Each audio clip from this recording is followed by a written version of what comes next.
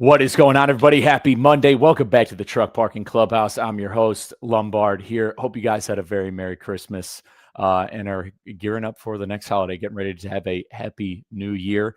Hope you guys are staying safe out there with some weather. I know we got some cold temperatures out there lurking.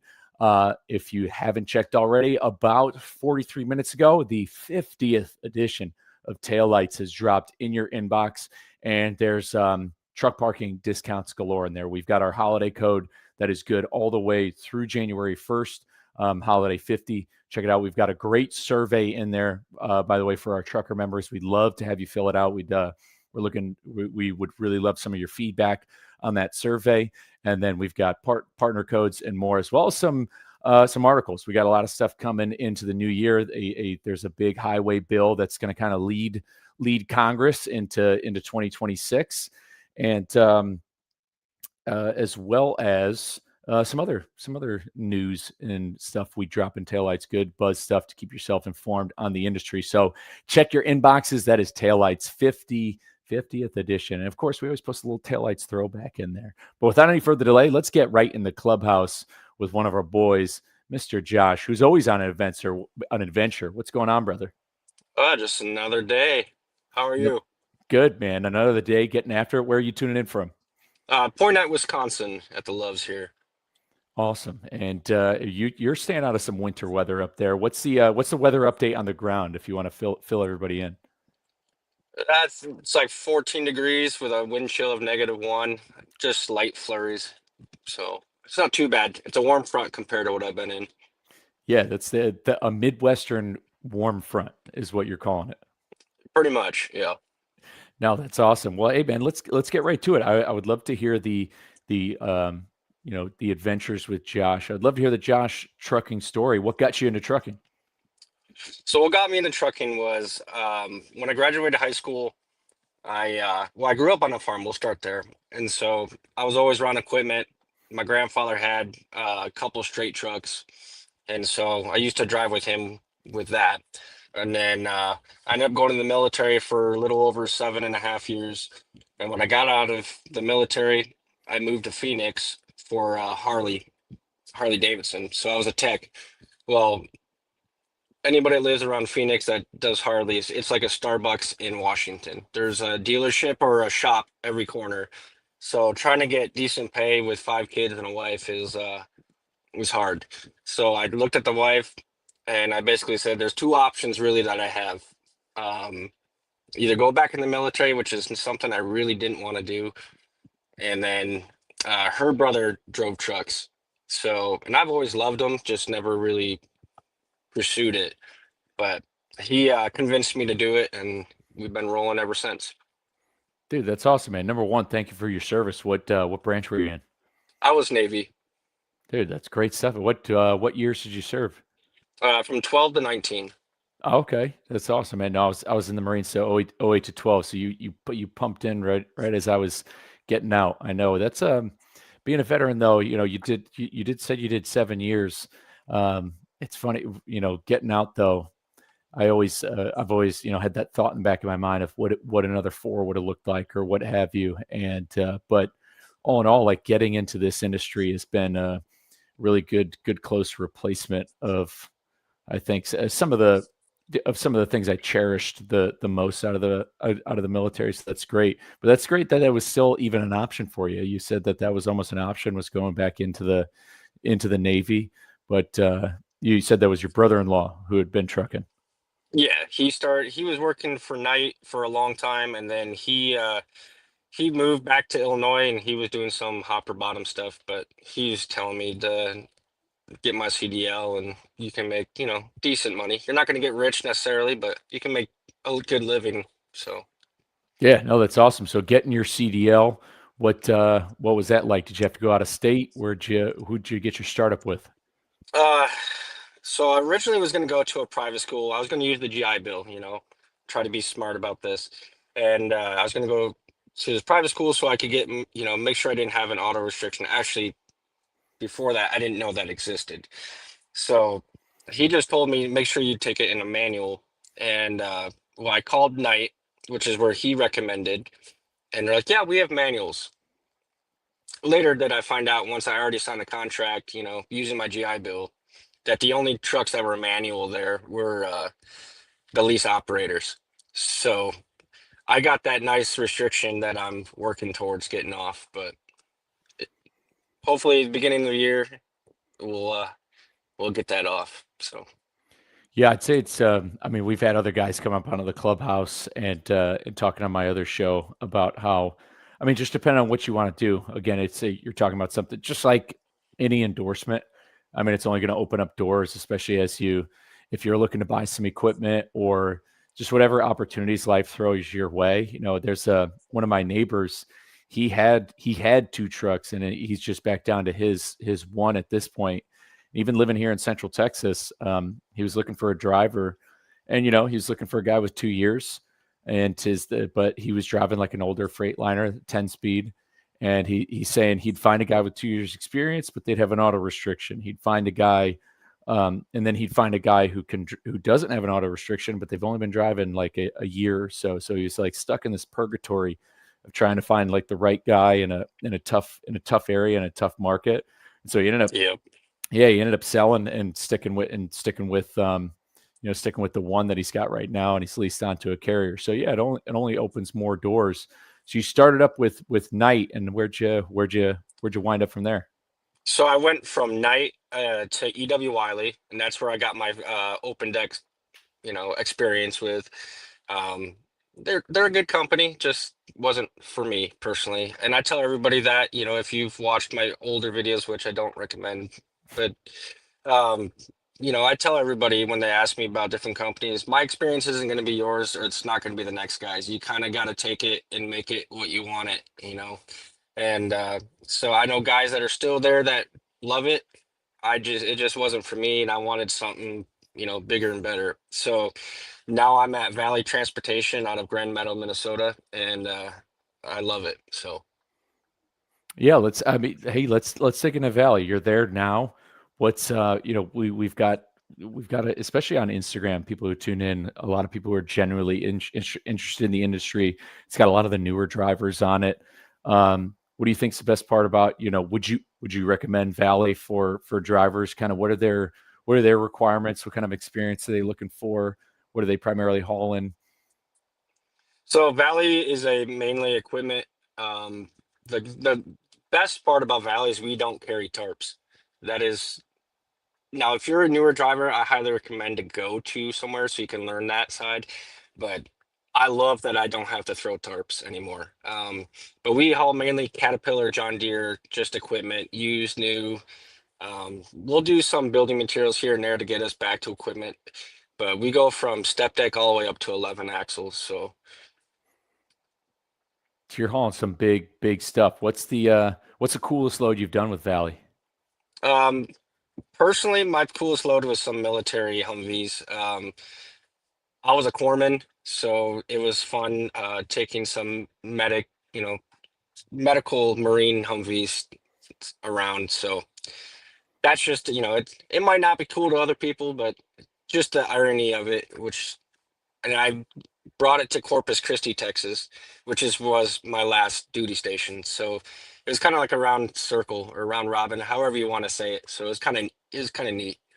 Yeah, seeing things come full circle again. I've had one of my good friends, Josh. He was a flatbed guy. I was in the Marines with him, and same thing. He ended up he I think he took something to Camp Lejeune, and that's where we were. And so it's always crazy to think like of going. I couldn't think of going back to Camp Lejeune for work and not having been.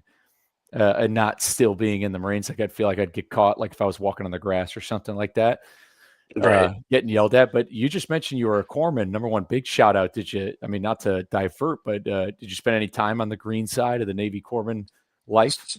So I did go to the school, and I didn't get deployed with Marines. Out of Corpus, if the local Marine Corps, that were down there needed a corpsman, my master or command master chief, he knew that I hated being in a hospital or a clinic, so he would send me every single time.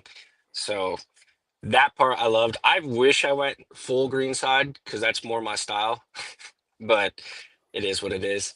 Um, I just hated medical, so that's half the reason why I got out. I was an airframer first, so I worked on helicopters for 4 years, and then the last three and some change, I went to the medical side. Navy has a thing about changing your job, so yeah, I wasn't happy, which is why I got out.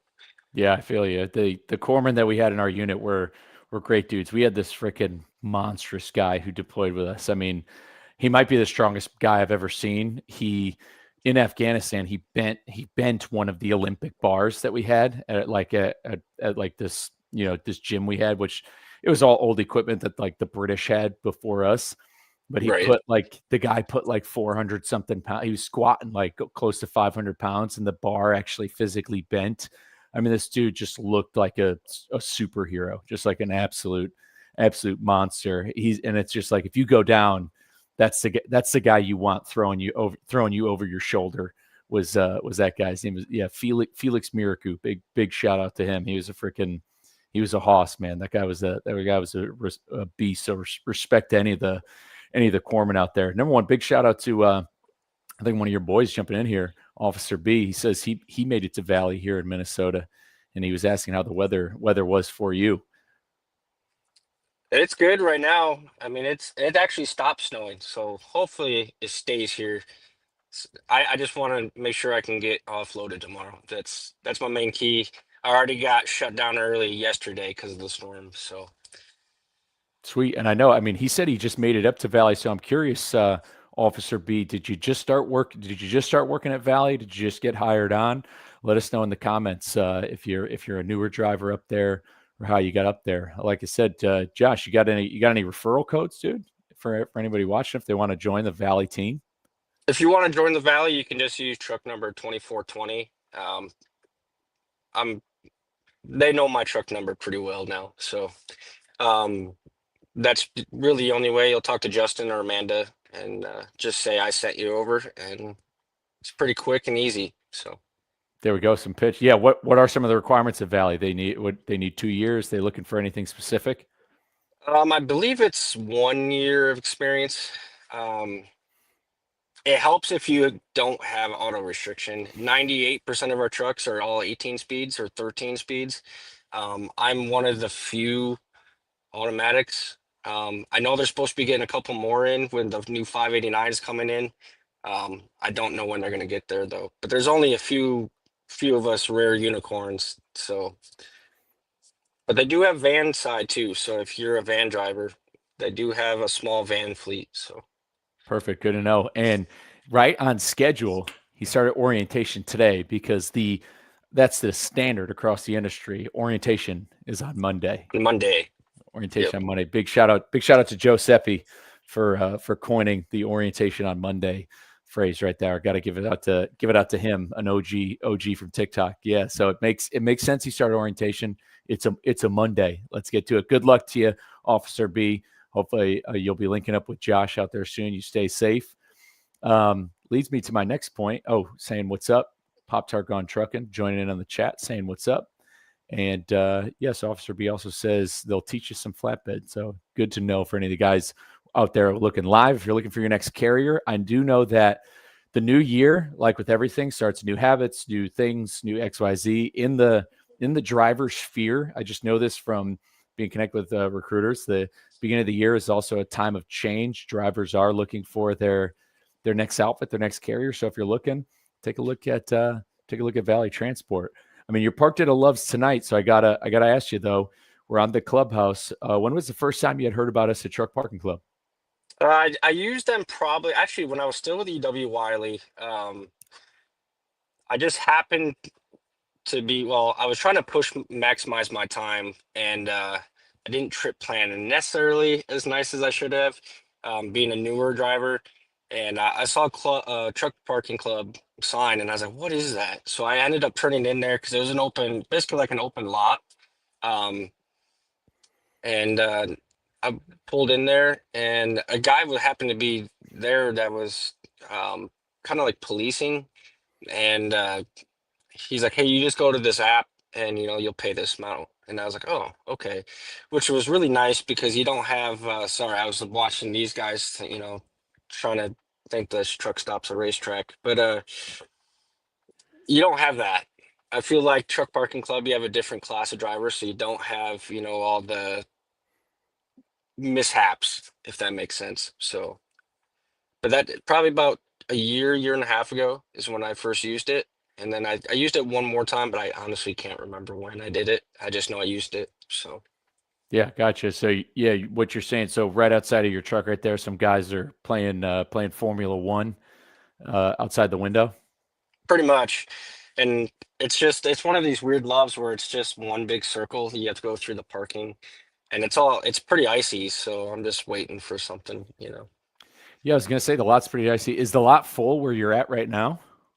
There's a couple spots. It's a smaller loves. I don't know how busy it is up here. I'm not up through Wisconsin a lot, so Yeah, I've always been in the boat. I say it all the time. I say God bless the Midwest because really if you're when you're up in those parts of Wisconsin and you are in other rural parts of the Midwest, like there's one truck stop that sticks out for me in Minnesota. It's in Sauk Center, Minnesota, where the if you ever get a chance to stop there, I don't know if it's a Sinclair or whatever. It's an independent. It's not like a big chain, but the showers that they have there, they actually have number one, they have two tiered showers, I'm pretty sure, where like you can pay more for like this certain shower. One of the showers has a bathtub, put it that way. And which is, the idea of a bathtub at a truck stop would definitely makes you a double take. But as soon as like when I was there, I was like, I'm paying for this thing. Of course, I'm going to pay for a bathtub at a truck stop. Why wouldn't I? It's so rare to find. But yeah, when you're in parts of Minnesota, Wisconsin, if you're even if it's a larger chain, there's just not as much moving down there as opposed to Dallas Fort Worth on 35. Like so, it's like they're not going to get as full. So it's good. Good. There's some open spots for the guys who are playing Daytona 500 around the parking lot. however, I did look I just didn't have the time to get to them. But just north here on the I'm off the 39 right now, but when you get on the 51, I believe, there's truck parking club galore all the way up it. So I just didn't have time to get to them. So No worries. I mean, it's a tool for the tool belt. It's there when you need it. And Officer B jumping in, he's saying he's going to be using Josh's discount for Truck Parking Club. Officer B, if you didn't know, just to reiterate who we are, we're like the Airbnb of truck parking. I should say that for any live viewers, for anybody who's tuning in, especially watching on Josh's channel. That's what we are. We work with we help truckers save time and fuel by instantly reserving truck parking across the U.S. by working with existing property owners. So you had heard Josh talk about a place that was like somebody's open lot. That's who we work with: warehouses, CDL schools, people realistically with enough space to park trucks. And it's that's what it is. It's a tool for the tool belt. The same way you carry the stuff to check your tire pressure during your pre-trip. This is just another thing in your Rolodex to where if you are looking to pre-plan, book ahead, or you pulled in and it's 2 a.m. and you're like, oh crap, that's you can whip it out of your pocket and you've got it. And again, Josh's code is right at the bottom of the screen right there, Josh 20 for any of you guys who need it. Speaking of truck parking though, any top truck parking nightmares that come to mind for you? Like a time like you ever see any arguments, any accidents? Have you gotten any issues at any truck stops? yeah, when I was in Miramar, I was actually in my first truck with Valley. I had to pay, I forget how much it was. It was at a pilot in Miramar, and I just know it was some obscure number for where and what it was. But I had a guy pulling a container completely demolished the front end of my truck, pretty much. And I say demolish, I mean my bumper, my fender. Um, I guess it could have been worse. But then he took off. This was at like 3 in the morning. And the good part was there was one way in and one way out. So I just happened to jump out, and took pictures because he took off. But I don't know if he got caught, but I know I had what I needed to get. So that way, our company or whoever can do what they got to do. But yeah, that was probably the most annoying part. And I will say, that is the one part about driving a long hood that gets a little hairy sometimes, because I feel like some of these truck stops aren't made for longer trucks. Definitely with a spread axle flat, step deck, you stick out a little bit farther. So Yeah, it doesn't set you up for success. You can't tuck and hide away, which to your guys tuning in to Officer B who's dropping in here. I got backed into at a truck stop up in Iowa. And yeah, you stick out a little bit. I was pulling an RGN and I don't know if I was sticking out further, but I wasn't wide because it was conveyor belts. It was going up to Thunder Bay, Ontario. But either way, I've always been a kind of an advocate and a proponent of telling guys who are anybody who's moving oversized, over dimensional. But even, I mean, even if you're an owner operator doing flatbed freight, just with the risk of cargo theft, you really can't go wrong with, and with scoping out if there's truck parking club near where you're going to be stopping or near where you need to be going for that reason. Yeah, I mean, it's like I think you know better than anybody. Like, yeah, when you drive a long nose truck, you drive something with chrome. I mean, it's almost like there's like a target. It's almost like there's a target or there's like a magnet. It's like there's a magnet that's attracting where something's going to happen. It's like I don't know what it is. That's what it is. It's like a magnet for disaster. Something that always wants to. Somebody's going to take that hood off. Yeah, it's kind of it gets some hair, hairy sometimes. Now, if the curb's not and there's stone behind me, what I'll try to do is try to put that rear axle up on the curb, just over the curb.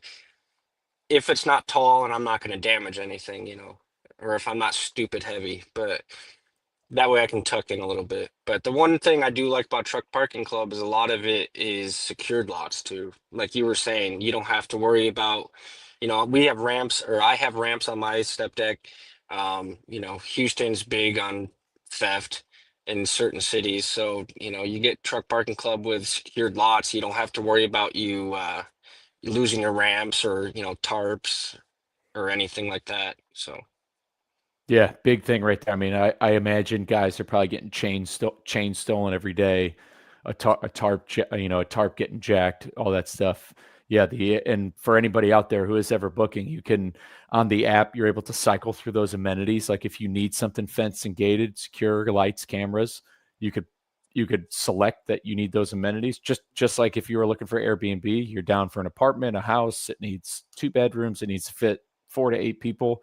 Hey, I need oversized allowed. I need fenced, secured, gated. So you can always cycle through those amenities. That's awesome, man. Yeah, he says it right. Officer B's right on cue. Houston is wild. Houston is 100% a wild place, no matter where you're at, especially for cargo theft. It's definitely an area to chill out at. and I'd it's say, spreading out too. yeah, it's not getting less busier around Houston. I would say like it's only getting busier. It's only getting busier almost basically everywhere in Texas in general. Yeah, Austin's hard to find parking too. A lot of it. I know there's truck. I think there. You said there was a couple truck parking club there. So Yeah, I got a couple. There's a couple of spots. We just opened up a new property that's right off the toll road too. That's perfect. It's a fenced and gated lot.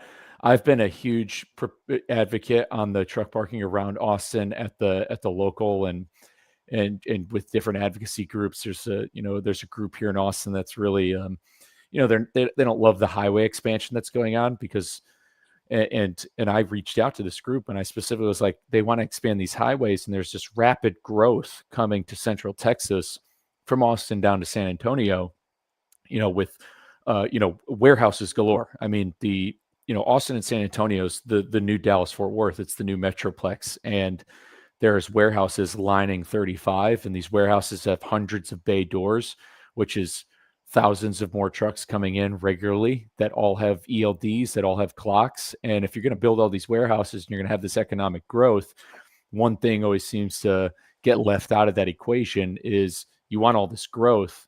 Guess where the growth comes from? It's the movement of trucks. And if you don't have any place for these trucks to go, they will be in your HOA. They will be in your neighborhoods. They will be on the shoulders. They will cause problems for you, not by the fault of the driver, but by the fault of poor infrastructure planning. Yeah, Midland, Texas is a highlight too. We definitely have some locations too, but it's a pretty out there area with a lot of truck traffic for it being out wide open. So Midland's another area of concern. Texas is a tough spot. It's a big place, a lot of big issues. Appreciate you guys tuning in the comments, dropping into the clubhouse.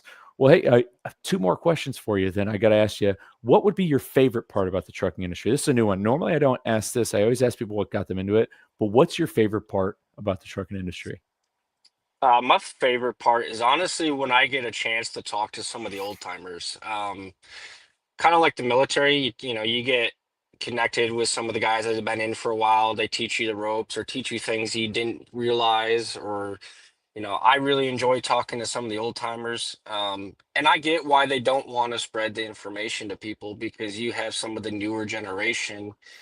I know this, I know that. I don't need to hear you. I don't need I don't need help. So I get why they don't want to help the newer generation, but that's probably my favorite part though, is when I get a chance to talk to the older generation that's been out here for 20, 30, 40 years. Heck, I was in Kansas on the 54 talking to a guy from Colorado that was been driving for 45 years, and we were just chit-chatting back and forth on the CB. So that's part of my favorite part. That and you get paid to see the country. So Yeah, top tier CB radio conversations are always top tier. I've for anybody tuning in, especially for Officer B's in orientation, I'm will always be a staunch CB advocate just for the sheer fact that on more than one occasion I've been diverted from being stuck behind fatalities. The first time being across 70 in Indiana, and somebody was, I was going west, he was going east. He's like, you should get off, hey, drivers, if you can hear me, get off this exit, bypass 70, get on US 40. And I was like, oh, okay. Because couldn't see it on GPS, like didn't know that there was any sort of traffic jam coming up ahead. And I took US 40 and I didn't really skip a beat on it. And that alone is worth its weight in salt right there, just from not being stuck in 4 or 5 hours being stuck behind a fatality. But those conversations, I'll never forget a conversation I had with like two bull haulers coming back from like West Texas going east on 20. And those conversations are really what makes it great. Now I asked you, so that's your favorite part. What's your number one issue in the truck industry? What do you think is the most important topic, or what's one thing you could change? honestly, I think this is societal, not necessarily just for trucking, but it's the me first mentality. Nobody wants to help anybody anymore, and that's my biggest pet peeve. Usually before I leave a shipper, definitely, I mean, especially if there's another valley driver, but I mean, any driver, I'll be like, hey, are you good? You need help? Hey, maybe you should do it this way. Um, I was helping a foreigner, and I say that, with all due respect, but with equipment, you fault equipment, anything over 10,000, you need 4 direct tie down points. He used one chain, in a indirect tie down, and I'm like, that covers the weight of this machine, but it's not DOT legal. Here, let me help you, do it this way so you don't have to worry about getting stopped by DOT. And there's multiple reasons I want to do that. A, I want them to learn, and it helps me learn even more when I help people. And then two, my family's on the road, your family's on the road, we're all on the road. I don't want anything to happen to anybody. So that's probably the biggest issue I have, is just nobody wants to help each other, and it's just like that me first mentality.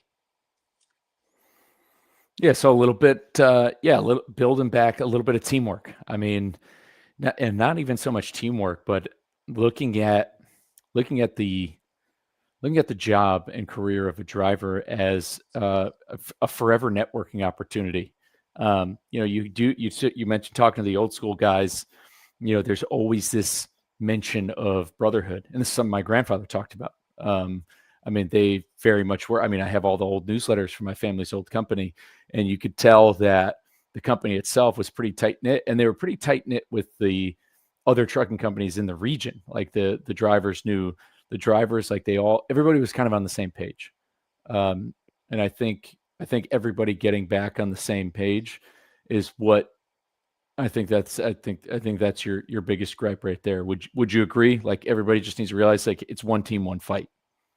Oh, absolutely. And everybody, well, I think part of the issue is the whole ELD. Everybody's racing the clock. And I understand it. We all did it.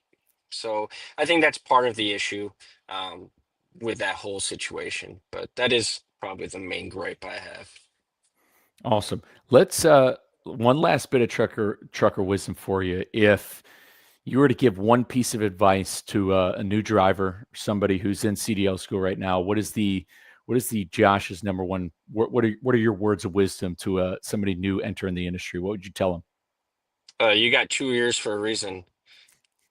So, you got double of one thing and one of the other. You should do something twice as much. That's probably the biggest thing. Listen, close your mouth and listen.